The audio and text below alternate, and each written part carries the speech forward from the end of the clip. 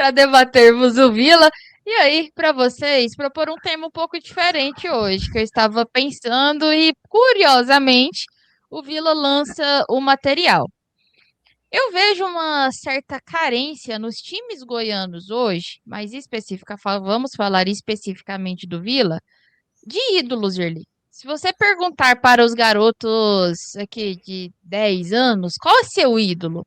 Vai sair um nome bem aleatório, que racionalmente você vai olhar e vai falar: Meu Deus, não pode ser. E, na minha opinião, o João Vieira começa a despontar para essa garotada, e também é óbvio, para os torcedores com mais maturidade, com uma possibilidade de ser um ídolo daqui no futuro. Você também enxerga dessa maneira? Já é ídolo da torcida ou falta aquilo, Gerli? O Não, título. acho que ídolo O não. título e o acesso. Ídolo ainda não, eu não coloco nem o João nem nenhum outro jogador do Vila nessa condição. O futebol diminuiu muito essa questão do ídolo, não é só no Vila não, é no futebol como um todo. Os jogadores ficam quase sempre pouco tempo, então hoje você tem, às vezes o cara torce pro time dele e ele não tem nenhum ídolo no time dele. O ídolo dele é o Harry Kane, né? É o Mbappé, é o Cristiano Ronaldo, é o Messi, que joga em outro clube, mas ele gosta muito. Então, os clubes hoje do Brasil, poucos deles conseguem ter essa figura do ídolo. O Flamengo conseguiu ter recentemente, o Corinthians, mas você não tem mais aquela. O Cano foi esse papel ali no Fluminense por um período, o Hulk no Atlético Mineiro, né? São alguns caras que conseguem ocupar. Já não é mais como quando você voltava lá nos anos 80, anos 90, que todo time tinha ali 2, 3 jogadores que a torcida gostava bastante. Mas os caras ficavam 7 anos, 8 anos no clube. Hoje não, o cara muda todo tempo, tem jogador que joga em 3, 4 times diferentes num ano só. Então, essa questão do ídolo hoje ela caiu bastante. Por exemplo, qual foi o último grande ídolo do Vila? Para mim, o Frontini. Outros talvez diriam o Alan, né? Sim. O Alan Mineiro. Então, assim, mas é raro, nós estamos falando assim, 1 a cada 10 anos, 2 a cada 10 anos, né? Porque o Frontini, a passagem dele primeiro pelo Vila 2013, né? Então, em 13 anos, nós demos conta de citar o nome de 2 caras. Em 13 anos. Né? Então, assim, é cada vez mais raro essa situação. Às vezes o cara gosta do cara, mas ele não chega a essa condição. Porque se você volta mais, o Vila teve uma época do Sabino, do Rony, do Tim, tá vendo? Todos os caras assim, ó, num curto espaço de tempo, do Vando, eram jogadores que o torcedor tinha essa idolatria por ele. E isso mudou no futebol. Então, eu não coloco isso apenas uma situação referente, pertinente ao Vila. Isso é referente, pertinente ao futebol, especialmente o futebol brasileiro.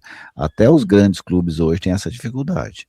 Até aqueles clubes de altíssimo investimento, hoje eles têm essa dificuldade de ser esse time. Por exemplo, qual o grande ídolo recente do Internacional? Que é uma das grandes potências aí do futebol brasileiro. Você não tem. Então, assim, isso é comum para mim do futebol. Agora, se o Vila subir, alguns jogadores ficarão marcados positivamente e um ou outro pode alcançar essa condição de ídolo. E para você, Patrick, João Vieira, ele se credencia a esse papel? Ana, realmente, assim, eu acho que para se tornar ídolo, ter este nome lembrado, ele tem que marcar alguma coisa na história do clube, ele tem que deixar a sua marca e por muito tempo, assim como o Gerli tá falando. O Alan Mineiro, né, que muitos aí estão citando no chat, muitos lembram porque ele realmente nos clássicos chamava a responsabilidade desse dia, chamava a responsabilidade ali nos clássicos, fazia gols, dava aquela provocada, então movimentava, então acho que por isso que fica marcado na memória.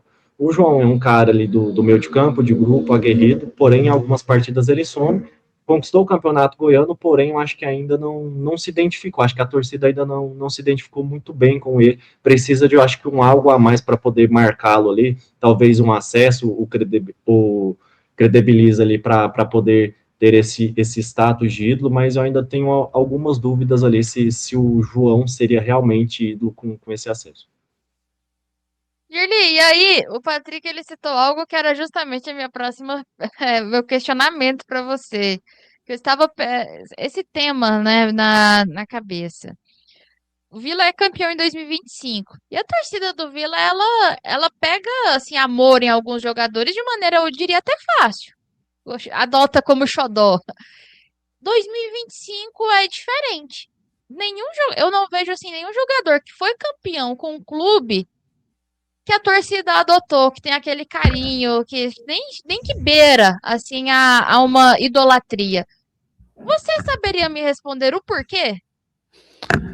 É porque esse processo de falta de ídolos aconteceu sem que o Vila participasse dele. O Vila tinha quase 20 anos que não ganhava o Campeonato Goiano. Então é nesse momento que isso acontece. Quando o Vila volta a ganhar, a coisa já está diferente. Então esse que é o processo, né? O torcedor do Vila já se adaptou a isso, mas ele não teve nem a oportunidade de se expressar dessa forma. Em 2025 é que o torcedor tem essa oportunidade. Falar, ninguém é verdadeiramente muito relevante para a história do clube nesse título. Então, assim, o Vila demorou a experimentar essa sensação porque demorou a ganhar título nessa época, nessa era mais comercial do futebol. Né, o Vila, quando o futebol explode comercialmente, é justamente nesse ato do Vila, entre o título de 2005 e o título de 2025. Por isso é que a equipe acaba demorando, né, para viver esse momento de alegria nesse período. Quando viveu, o torcedor viu que não era só a falta de títulos que estava fazendo com que o torcedor não tivesse ídolo, é porque hoje o futebol você tem poucos ídolos, o cara não tem nem tempo dele ser ídolo para um clube. E para você, Patrick, como que você interpreta 2025? Cara, ninguém marca, né, o nome, assim, foi um título coletivo. Eu já vi muitos torcedores do Vila acreditando a torcida, mas não aos jogadores. Eu também vejo também acreditando aos dirigentes, né? Principalmente ao Hugo Jorge Bravo lá, que eu acho que Murilo foi quem acabou de marcou comentar também. aqui. Aí, ó, tá vendo? O Murilo já vem com embasamento aí, ó, porque realmente no ano passado, em 2025, eu vi realmente que foi um título que marcou mais pro Hugo, que ele vinha buscando esse título há bastante tempo, ali com a sua diretoria e marca sobre isso. Agora, os jogadores, realmente, eu acho que faltou ter aquele algo a mais também, ter a continuidade. Eu acho que na época tinha o Chapo, tinha o Ralf também que estava nessa época, tinha o Pagnussá, que está aí até hoje, o João Vieira, porém nenhum deles deu aquela continuidade, não deu aquele gás a mais em busca de mais título, em busca de mais coisas. Eu acho que por isso que não determinaram esse status de ídolo em 2025 para nenhum jogador. Faz uma discussãozinha que eu gosto, que eu acho interessante entender a cabeça do torcedor e isso leve, né, que vai fora das quatro linhas. Mas, Gerli, agora eu vou ter que te perguntar. Eu iria mudar de tema, mas o Murilo e o Patrick me instigaram. Hugo Jorge Bravo se credencia a ser um ídolo? Seria o primeiro dirigente Totalmente. a ser ídolo de um clube? Não, primeiro não, mas ele seria. Por exemplo, eu já vi esse movimento em outros clubes. O Alexandre Calil ganhou um grande status no Atlético Mineiro. O Fernando Carvalho ganhou um grande status assim lá no Internacional. Então há dirigentes que conseguem fazer isso. O presidente do Corinthians também, né? Ele conseguiu essa, mesmo que depois ele tenha se queimado, mas quando ele consegue aquela ascensão do Corinthians também. Então nós já tivemos outros que tiveram, mas ele sim, sem dúvida, se qualifica para essa condição, porque ele é o capitão dessa revolução do Vila. Né? Então, o Vila conseguindo consolidar tudo isso com um acesso, com a mudança de patamar do clube, de tamanho do clube, eu não tenho dúvidas que o Hugo será marcado. Ele já está marcado, mas eu acho que ainda falta aquela cereja. E a cereja, para mim, seria chegar na Série A. O Patrick já opinou sobre o Hugo, né, Patrick? Para você, o Hugo será ídolo do Vila?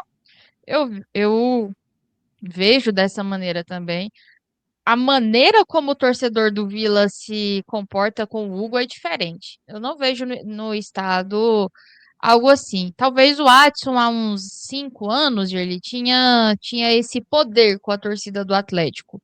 O Hugo, se ele fala X, a torcida do Vila toda segue no X. Não sei, ele pode estar errado, mas vai no X. Eu acho que esse é o poder do ídolo, de cativar, de trazer. E é um jeito, até o do Hugo, ele é curioso, né? Que ele é curto e grosso, ele bate quando tem que bater, ele pede, ele briga, mas enfim, ele entregou resultados, algo que a torcida queria. Mas agora, enfim, vamos falar de bola na rede, que é o que faz ídolos também, gols.